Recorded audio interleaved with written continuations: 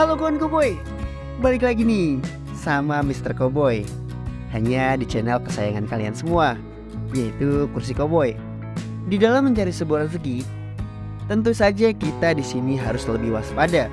Karena pada dasarnya masih cukup banyak orang-orang yang mulai terjerumus dalam pekerjaan yang nyatanya tidak dirahmati oleh Allah. Bahkan yang paling mengerikan di mana pekerjaan tersebut juga telah dilarang oleh agama Islam. Baik itu disampaikan secara langsung oleh Rasulullah sendiri atau juga dengan hadis-hadisnya. Jadi jangan pernah kalian heran jika pada hakikatnya kenapa uang gajianku cepat habis. Kenapa tidak barokah? Kenapa banyak musibah? Dan lain sebagainya. Sebelum pada akhirnya kalian mengalami problematika seperti yang tadi Mr. Koboy itu sebutin, alangkah baiknya diteliti terlebih dahulu pekerjaan kita nih apa.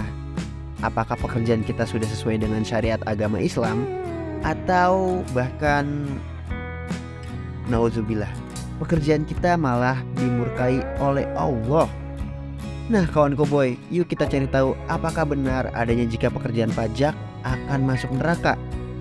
Apa yang membuatnya seperti itu? Ini dia, astagfirullah, bekerja tapi masuk neraka. Inilah pekerjaan pajak yang dilarang oleh Allah. Namun sebelum lanjut ke video, jangan lupa untuk ditekan tombol subscribe dan notifikasi loncengnya yang ada di bawah ini, agar kalian tidak ketinggalan informasi menarik dan hal-hal penting lainnya.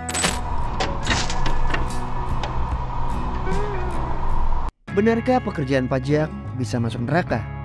Ya, pajak adalah suatu kebijakan pemerintah berupa penarikan sebagian harta dari benda atau aset yang dimiliki masyarakat untuk kebutuhan pembangunan negara. Sedangkan bea cukai adalah pajak yang dikenakan pada barang yang diekspor maupun impor dari barang konsumsi.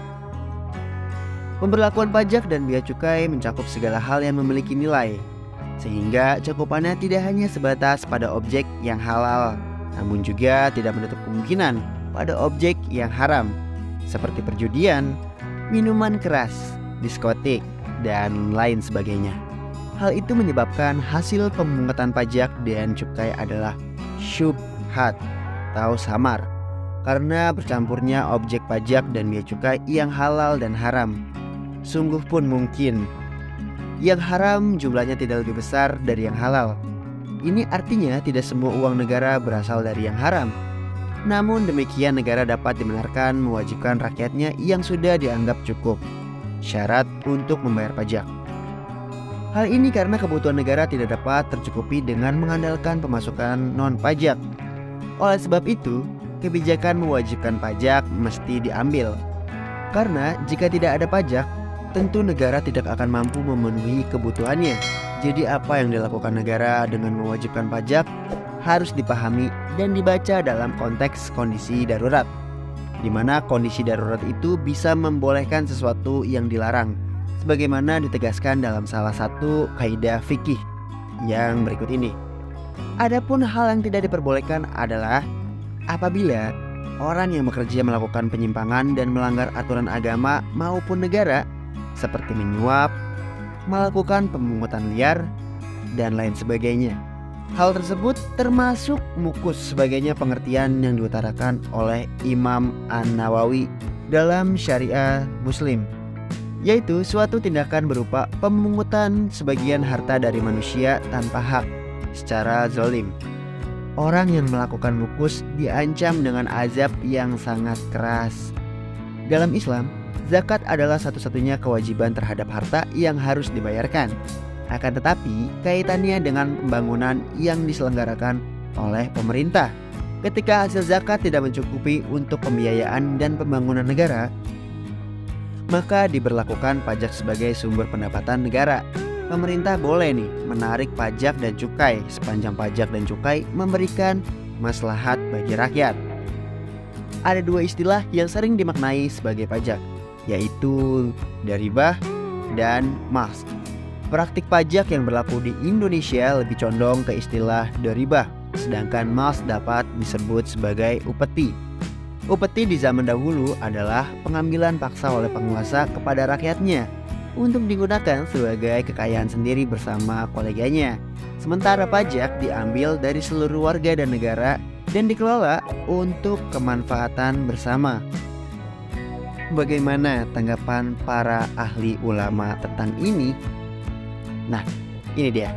Berkaitan dengan hadis ini, Imam Nawawi menjelaskan bahwa upeti adalah maksiat yang paling buruk dan dosa yang dapat menghapus semua amal ibadah.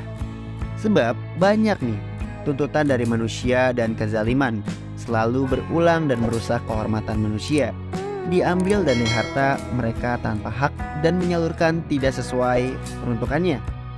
Imam Al-Nawawi menjelaskan bahwa pemungut upeti yang dimaksud oleh hadis ini adalah yang memungutnya dari orang lain secara zalim dan menyelewengkannya.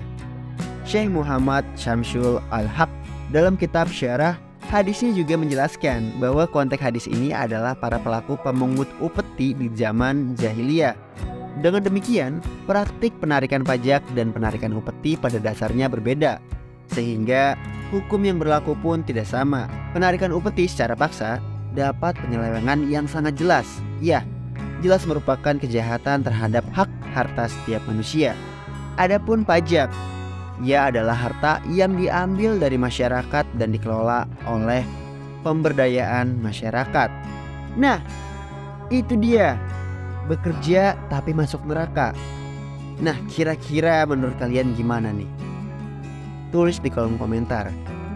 Jangan lupa di like, di subscribe, komen sebanyak-banyaknya, lalu di share. See you next time.